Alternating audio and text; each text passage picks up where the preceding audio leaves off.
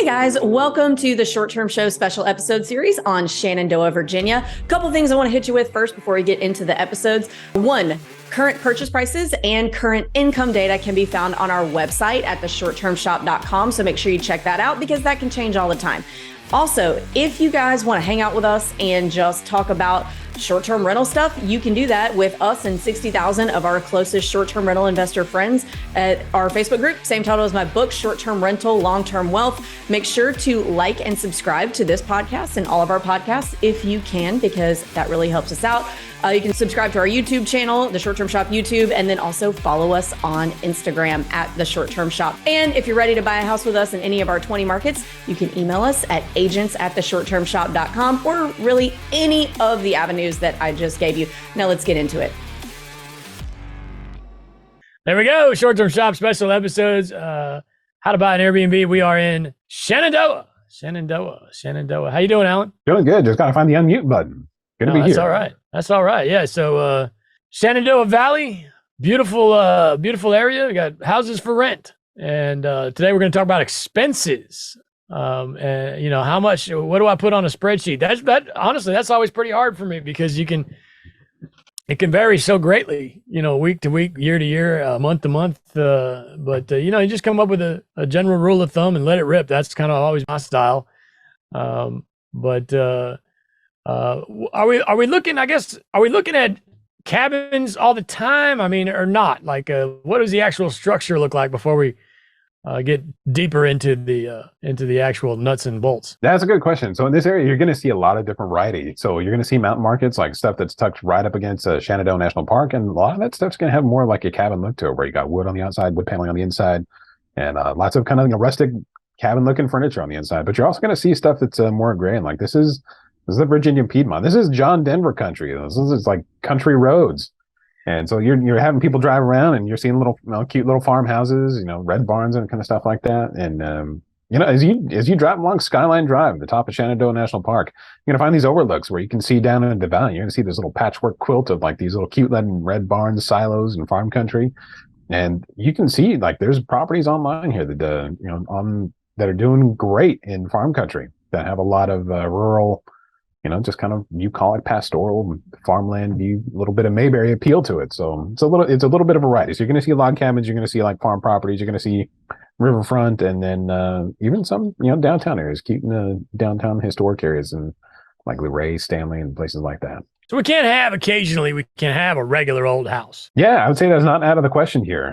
You can do just fine with it. A lot of times you're going to see like some additional appeal for having interior wood, make it look more like a cabin. One of the previous episodes we were talking about, some of the data where it looked like you could put up shiplap, and shiplap actually does better than just like exposed logs in some places. So it really depends on the market, but design is going to be key to getting some good success behind you here. Okay, great. Well, let's just talk about the broad overview. Let's say I'm a noob. I've never bought a house before. I guess if you're going to start writing down expenses, some general stuff you take into consideration, or at least the most common month-to-month expenses: electric bill, cable bill, internet. What can I expect on a 3-4 bedroom house? As far as those three things are concerned. Again, that's going to be a little bit dependent on the area. There's some utilities that they kind of trade out in this area. So the Shenandoah National Park, like the Shenandoah Valley, this region like touches 8 or 9 different counties in Virginia. So it's going to differ quite a bit. But as far as like electric, you're going to want to plan for electric, internet service, trash in some cases. And a lot of these properties, you'd be surprised, a lot of them are on well and septic, but some of them, even in these resort communities, that they're still a little bit more removed. They've got public water and public sewer. So it's going to depend wildly. But like from electric, you're probably going to want to see, you'd probably plan on something north of $150 a month. Larger properties go all the way up to even $400 a month, depending on your electricity provider and the time of the year and all that good stuff as far as high demand during the day. You're also going to want to plan for like gas and utilities. Some of these properties in the resort communities, they don't want to deal with like, log fireplaces, wood fireplaces. And so they'll have put in, gas logs. And so you would definitely want to put into, take into account, like you may need to take into account like natural gas or propane, refilling that propane tank every once in a while. So keep that in mind when you're underwriting expenses. Yeah, this is starting to get into a little bit of a colder region here, as opposed to most short-term shop markets where we're usually, of course, we're in Washington, but most of our stuff's going to be in the Southeast where, I mean, hell, you might be one of the only short-term shop areas where there would be maybe an actual furnace, that kind of thing. And I would tell people, get rid of that damn propane fireplace. We see them all the time in the Smokies and in Georgia and Blue Ridge and North Carolina, et cetera. But down there is so, it is rare that it gets cold enough to warrant, dealing with propane or dealing with natural gas. Now, natural gas stove, okay, that's a whole different thing. Everybody wants to cook on a gas stove. That's way more awesome than electric. But guests and gas fireplaces generally are a pain in the rear end, in my opinion. I'll pull them out of all my houses. I'll get rid of it. I'll even get rid of the propane tank if it's on propane because they're ugly. And then I'll electric fireplace, and it's just so much easier. Doesn't really get hot though. So where you're at, it's a little bit different than what we're used to, because propane fireplace is going to put off some heat. Electric fireplace, yeah, maybe a little bit, but it's more for looks, quite frankly. So that is, an exception to the rule. I've been preaching for years, get rid of that damn propane fireplace. But where you're at, I think it'd probably come in really. You might be seeing some propane heat on occasion where you're at, like the actual furnace. Yeah, that's probably pretty accurate. It like the Shenandoah region itself is, here in Northern Virginia where I'm based out of, like it gets pretty warm during the summertime and it doesn't get too cold. And I've got a wood burning fireplace in my home, and I'll keep the house heated, pretty nicely with that. But over in the Shenandoah region, it gets colder and it gets deeper snow. So when we get snow, like we might get 2 or 3 inches here in in parts of Northern Virginia, and the Shenandoah region is going to pick up like 6 to 8 or 10. So they're going to get a lot more snow than, some of the other surrounding areas just because it is a mountain community. And you're going to see a lot more wood burning fireplaces, gas fireplaces and things like that. And it really depends. Like the cleaners here are not going to be like too persnickety about like, hey, we're not going to deal with this, or, we're going to charge you extra for that. But it's going to be, case by case basis. Just make sure you know what you're getting into. And yeah, like the propane tanks, like the external ones that are above ground, not the prettiest thing. It doesn't hurt to put up a little barrier, a little vinyl fence around it, just to kind of make it a little bit more friendly to the eye. But yeah, and every once in a while you're going to find the propane tank that's in ground, and that makes it a little bit easier. But often, you got to keep in mind, like if you're planning on using natural gas or propane, there are services around here that will, you can either rent the tank or own it, and it depends. Like the rate you're going to pay is going to depend on whether you own it or you're leasing it. And got to keep in mind when you buy the property, that's something you got to keep in mind as well, is like whatever's in the tank is probably going to be passed on to you as a bill. And so yeah, keep that in mind. Maintenance ongoing, and just initial expense is something to consider here. Yeah. Now here's a little trick. The propane company will come out and clean up your tank. They don't like to do that in the wintertime because they're busy filling tanks, and that's when they're busy. But if you've got a propane tank and it looks like crap, call the propane place. They will. And now you're going to have to call, in my experience, you're going to have to call them 7 times, but they will come out and wash it and paint it and make it, it's still just this big, ugly thing. Looks like you can go submarining with this thing, but they will make it look as pretty as possible. And then again, it'll get growth every 2 or 3 years. I like to call back and make them do it again, because, it's already an eyesore. Let's make it at least a little bit prettier of an eyesore. And I used to be super anti-propane heat, and then I bought a house with a propane heater, and so I was like, okay, you know what? Maybe this thing is all right. It is what it is, and then you got to be careful with that propane because they're always changing the price on you too.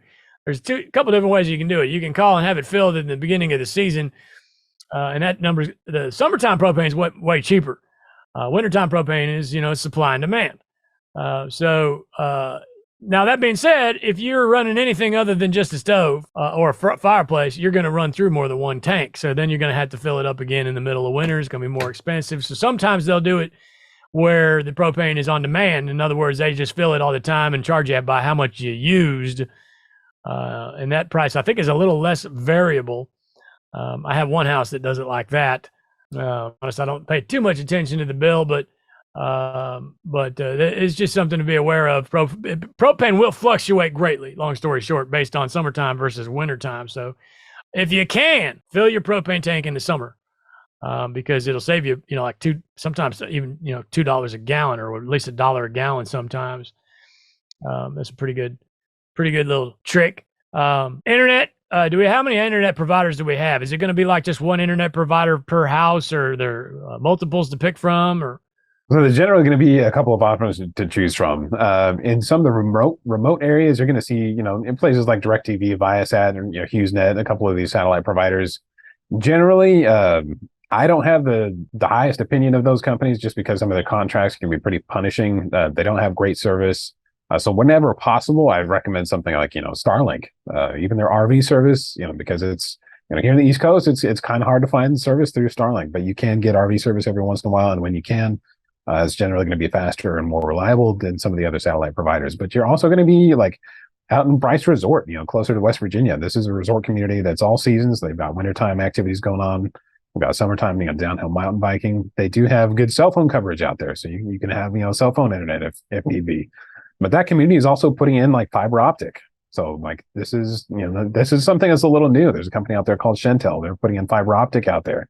And that's not something that's going to be available in every part of the Shenandoah region as far as short-term rentals go. But yeah, definitely be aware of internet providers out there.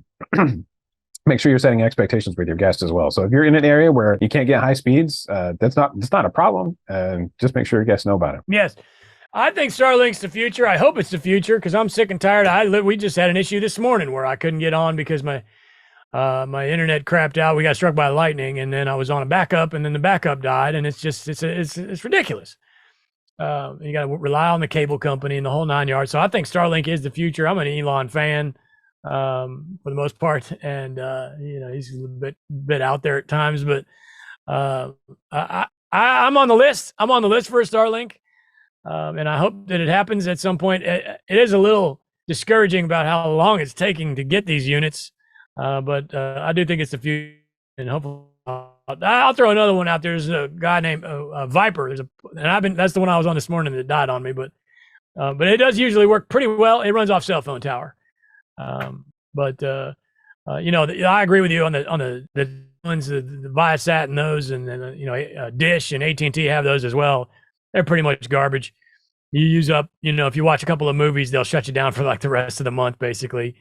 It's part of being in the mountains. It's part of being in the mountains.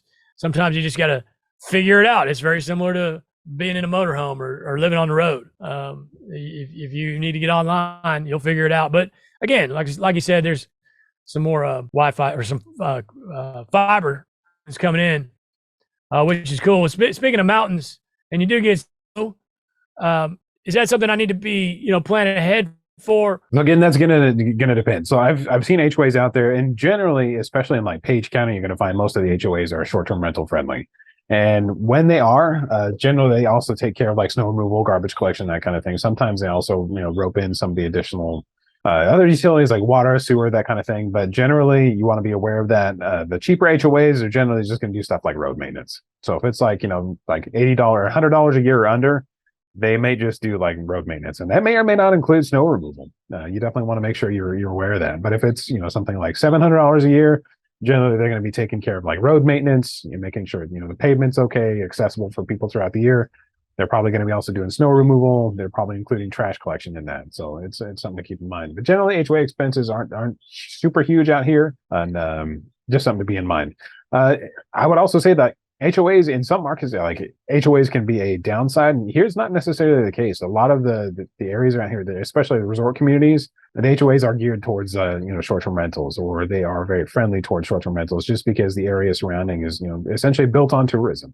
And Page County is famous for that. Like they'll almost bend over backwards to try and accommodate you. And a lot of the HOAs there reflect that. And it is funny. I was in a previous episode, I was talking with Avery about this, and John Bianchi as well. Is the HOAs that are supposedly designed to protect or keep property values high, here it's kind of the opposite. In these counties where tourism close to the Shenandoah and National Park, if you've got an HOA that doesn't allow short-term rental, your property values are actually lower than what you'd see around the area. So it's kind of the inverse of what you'd expect, or what people hope they're getting out of an HOA. But something to keep in mind. Yeah, we see that where I live as well. It's just such a heavy vacation. There are certain folks that don't want to live next door to rentals, and that's why those exist. But you're right. At the end of the day, it can, in a heavy vacation area, lower your, the property value. So snow, Yes, put it as a line item. You're probably going to need to get somebody out there to get some snow removed at times. Average snowfall in this area is 22 inches a year. Just to give you a comparison, average snowfall in the Smokies is 9 inches. So a little more than twice as much, which, I mean, to me personally, I'm fine. That's got to be the top of the mountain in the Smokies, to be honest, because it doesn't really, when it's very rare that you get some coverage down on the lowlands in the East Tennessee and the Georgia and the North Carolina area. But by comparison, if in Colorado, you're looking at like 60 inches a year, like Denver, Colorado, 60 inches a year. So yes, there's some snow. It's not as common as it would be in other mountain areas out west, but it's definitely something. Sometimes if it snows hard and I'm in a situation in one of my cabins, I might even just offer the guests to say, hey, this is probably not a good idea, especially if you got a house that's way up the hill. I have found myself in the past offering a full refund to folks because of snow, which was beyond my control. And of course, I like to have my listing set up as no refunds for weather. But, I mean, what are you going to do? Force these guys to come there when they can't even get up the hill, that kind of thing. So, now we're getting into the management side of things, which is, I mean, that's what I do. By the way, I have a podcast called Short-Term Rental Management. If anybody wants to check that out, I'd love to have you.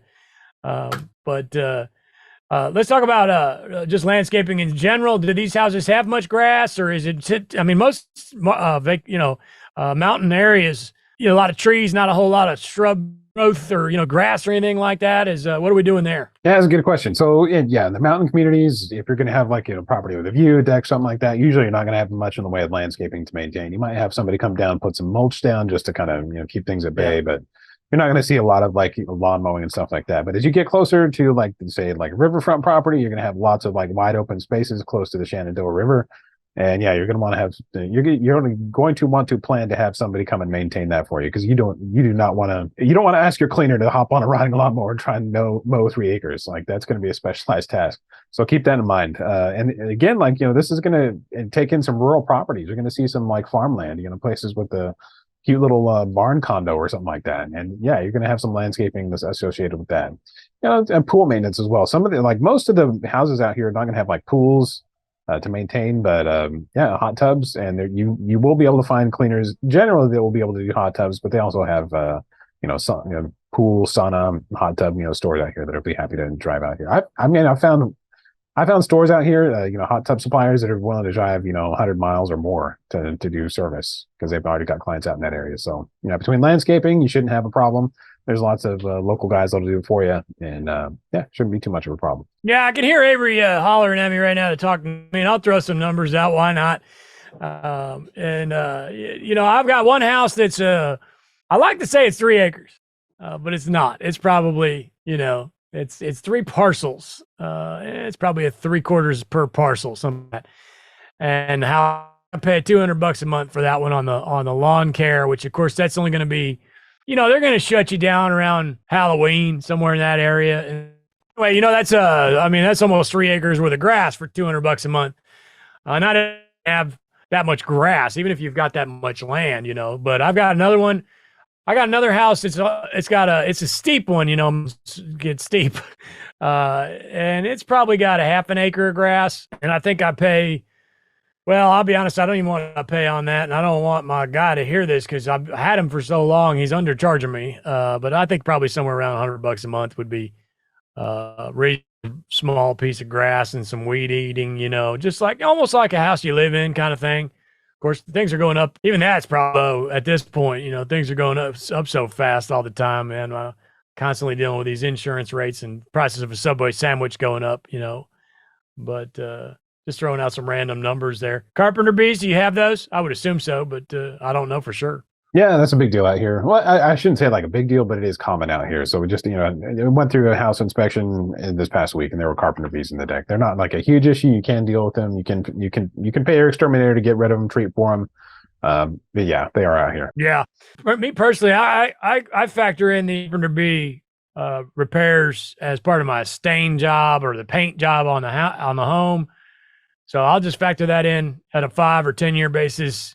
And I think a paint or a stain on I've seen numbers all over the place on that, anywhere from $5,000 to $12,000, $15,000 sometimes, depends on who you're calling and what products they're using. Are they using a lift? How big is your house? But just a general regular old house, I'd say probably $7,000 or so to stain, maybe $8,000. It's hard to throw numbers out there as fast as the American dollar seems to be changing lately. But I just staining was on my list, so I already covered. Now, to me, the staining and the carpenter bees is the same thing, because the guy that stains the house usually going to fill in those carpenter bee holes and make it look pretty. Are a lot of these things, are you guys on crawl space in your market? So it depends. I've seen a couple places that have crawl spaces, but a lot of them are going to have like basements. Most of the properties I've been seeing lately have had like walkout basements associated with it. I think there's been like one or two that have had crawl spaces, but yeah, it's mostly like walkout basements, that kind of thing.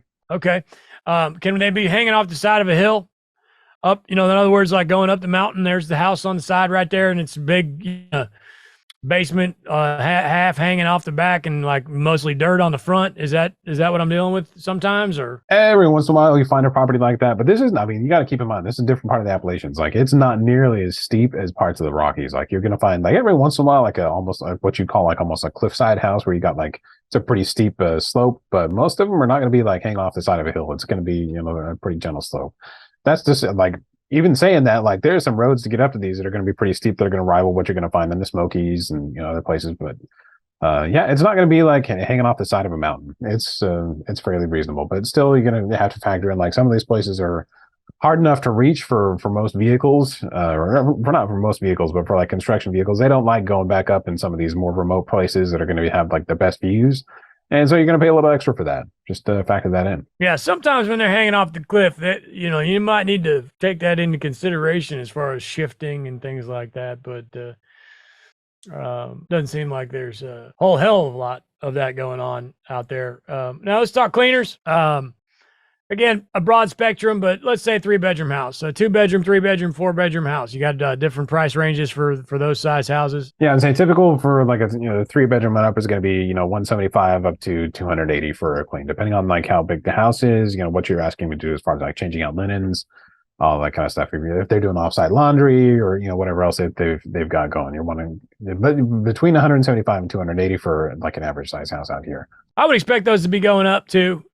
Gasoline, price of automobiles, all that stuff seems to be going up. And if I seem distracted, Alan, it's because I just got a booking for one of my houses, and it was a big one. And I shouldn't be looking at that, but sometimes you just can't help yourself, man. I just got a matter of fact, I'm going to tell you why not. $4,029 booking for next summer, as a matter of fact, which is pretty rare. I try to keep my super high that far in advance, but you better believe I'm going to go back and make sure I got as much as I should have for that one. But I think that number sounds pretty damn good. $4,000. How many nights was it? Oh, hell yeah. 4 nights. So it's $1,000 a night. And that's after all the taxes and stuff. So I will take that. I'm not going to give her away, but where did she go? Cash flow Carl. Mrs. P. Cash flow Carl. Mrs. P, thank you for the booking. You're going to enjoy that home. I promise you, it's going to be beautiful. All right. So where the hell were we? Oh, expenses. Yeah. So cleaners. Yeah. So yeah, I'm thinking cleaners are going to go up. And the good news is there are more cleaners than there used to be. So again, supply and demand is kind of keeping those prices leveled off, which is great, and more options for us as hosts to pick from. But everything in the world is going up. So I would expect to see a little bit of increase on the cleaning fees, but somewhere in that range that Alan was talking about. Do you have hot tubs? Yeah, hot tubs are pretty commonplace out here. I would say like if you want to do well for a short-term rental, you got to have a hot tub out in this area. And so, definitely be picking and choosing properties you can put a hot tub. If it doesn't already have one, pick and choose one that you can actually site one on. I would say probably more important than a fire pit is a hot tub. So if you've got a fire pit there and that's the only place that hot tub can go, I'd say consider taking out the fire pit and putting the hot tub in there, and then kind of finding another place for the fire pit to go. But yeah, hot tubs, there are vendors out here that'll not only like sell and install the hot tub, but they'll come out and service it for you for a reasonable charge. And you're going to find cleaners every once in a while that'll do the same thing. Oftentimes they've got other hosts that they're working with. They service their hot tubs. They know what to do. They may not always drain it every single time. You can sometimes talk them into doing that. Just be upfront with them. Just make sure you're if you want them to drain it and clean it every time, they'll probably charge you some additional, but Make sure you know what the expectations are, and if they don't know how to do it, maybe you can educate them. There's oftentimes an opportunity for growth there. They can grow their business, and you can improve your guest experience at the same time. I found hot tubs are all over the board right now. We're in such a difficult time to give out numbers on things, but I think the lab I bought was somewhere around $7,500, and I've heard them all the way up to 10 grand. And here's my thing on hot tubs: you've got to have a nice hot tub. If you've got a situation where your washer and dryer are kind of junky and your water heater is creeping up there a little bit. Now, water heater is difficult because that's going to ruin your house if you don't do it right. If you let it go too long. What else? Refrigerator. Between dishwasher, refrigerator, which is nowhere near 7 grand usually, but and a hot tub. I'm going new hot tub every time because that hot tub gets you reviews way more so than the refrigerator. Now, you need to have nice everything, in my opinion, to really set yourself apart from everybody else who might not have nice everything. But if your budget is a little tighter and you got a lot of old appliances, maybe you bought a house in New York, I'm going straight for that hot tub every time because I know that those folks are getting right in that. It's a big part of their vacation, and if it's old and nasty, they're used to everybody's seen an old nasty fridge. It just, it happens. Not to say that your house is going to have a nasty one, but these folks a lot of times never even seen a hot tub, or it's their first experience, or they only get to see one every few years, as opposed to a refrigerator, which they see and touch every day. So their perception on this thing is going to be a whole different thing, and their expectations are through the roof. So my money is very well spent on a new hot tub, if at all possible. You mentioned fire pits. Firewood, do I need to work that in? Is somebody going to deliver it? How's that work? That's going to depend. I actually stayed at a place down in Wintergreen, which is one of the all-season resorts down in this area, in the southern end of the Shenandoah region. And they actually stocked firewood for their guests. I had not seen that before, but that's something you definitely check in with your HOA, your condo association, and see if that's something they provide. But yeah, firewood is going to be something you want to keep in mind around here. And also, I don't know if this is the same in other markets, but here in Virginia, they get pretty persnickety about where you source your firewood from. You cannot bring it from county to county here in Virginia. They get pretty persnickety about that. So if your guests are planning, or if you're asking your guests to provide their own firewood, make sure that they know. Give them 4 or 5 places locally where they can get it and bring it in. And if you're storing stuff on site there, make sure it's in a guest-friendly, accessible place. But yeah, this is why some of the guests or I guess some of the hosts are going to, propane or natural gas. But yeah, if you've got a wood-burning fireplace or stove or something like that, make sure you're getting the firewood from the right place. You don't want to get on the bad side of anybody who's on the county. 100%. I actually don't know what it would cost to get fireplace delivered. Any idea? For fire pit out here, it's going to depend. You're going to find people who are going to do fire pits that are going to be built in, anywhere from glass bead, bedding to built into just a little solo stove sat on the ground on a gravel pit with some landscaping and some chairs stacked around it. Doesn't have to be fancy. Right. You can get away with pretty simple. I'd say probably with local labor and stuff like that. A decent job, you can probably do it for $800, $1,200. Oh, to build the fire pit. Yeah. Yeah. I got you. I bet you the gas stations if it's in a pinch, they can usually pick some up somewhere, local. And what about maintaining the road? Is the HOA going to be in charge of my road? Is the county in charge of my road? Am I in charge of my road? So this is not going to be universal across the way. The HOAs will oftentimes maintain the road, especially if it's going to be a higher price. If you're paying more than $300 or $400 a year for HOA, it's likely going to involve road maintenance. But even some of the smaller ones, that may be the only thing they do is maintain the roads. But that doesn't mean it's going to be paved. It may just be that they're doing gravel and grading it once in a while. And sometimes it's a neighborhood agreement. It's totally outside of an HOA. That just one neighbor in the neighborhood, is willing to maintain the roads once or twice a year for $600 that everybody kind of ponies up every once in a while. But the HOAs that are going to be higher priced, more than $300 or $400 a year, they're going to be doing the roads. They're going to be doing road maintenance, snow removal, that kind of thing. And just make sure you're keeping an eye on it. Here in Virginia, an interesting thing to keep in mind with HOAs is they have a brand new law that came into place as of July 1st. And timestamping this is we're in the middle of July 2023. And so as of July 1st of this year here in Virginia, when you are buying a home, they have to disclose. The HOAs have this form that they now have to fill out. It's a 26 point long form that they have to fill out. And they have to disclose not only the finances, the HOA, any assessments that are coming up, any requirements, any restrictions, or anything else like that. And everybody is filling out this like uniform, and it's required. And so you definitely want to make sure you're getting a full packet, make sure they're touching all 26 of those points. And that should give you a pretty good idea of what the HOA covers and does not cover. Yeah. Well, just to wrap things up on this somewhat boring subject that is unnecessary, that is necessary. A couple $100 a month for electricity, a couple $100 for internet, $100 for the lawn, and then just let it rip. Now, I will say another couple things that we can talk about. It will be very similar to your primary home, right? Maybe not yours, but a similar size primary home as far as what the expenses are going to be, because this home functions as if somebody's living in it, And then also you can call the electric company, and in most cases they will tell you what the last several electric bills of this home. Hey, I'm thinking about buying this house. It's real.